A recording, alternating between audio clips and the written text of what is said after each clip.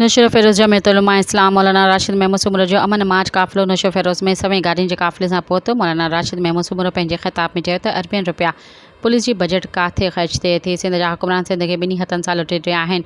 सिंध में धाड़ियुनि फ़ौरुनि जो राज आहे। को बि माण्हू महफ़ूज़ न आहे। पहिरियां कंधकुट ऐं कश्मीर में धाड़ियल राज हुयो, पर हाणे समूरी सिंध खे धाड़ियल वण वेढ़े जियां विकिणे विया आहिनि। हर शहर हर ॻोठ में चोरियूं धाड़ियुनि ऋण ॿारे ॾिनो आहे। केतिरनि ई अमड़ियुनि जूं झोलियूं ख़ाली करे छॾियूं आहिनि। अचो त गॾिजी हिन हुक्मराननि जो क़िबलो दुरुस्त कयूं। असांजे अमन मार्च खे तव्हां ईअं न सम्झो, पर इंशाअल्लाह रिज़ल्ट मिलंदी। हाणे सिंध जी आवाम खे वधीक लुटजण फुरजण न ॾींदासीं। 18 तारीख़ ते कराची पहुची धमाधम मस्त कंदासीं, जिते जमीयत उलमा इस्लाम जो क़ाइद मौलाना फज़लुर रहमान सिंध ख़ातिर पाण कराची पहुचंदो।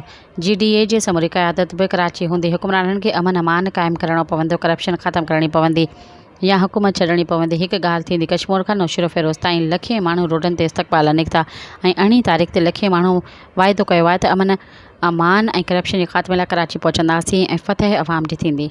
सब्सक्राइब कयो अवामी न्यूज़ HD खे ऐं ताज़ा तरीन ख़बरुनि लाइ ॾिसंदा रहो अवामी न्यूज़ HD।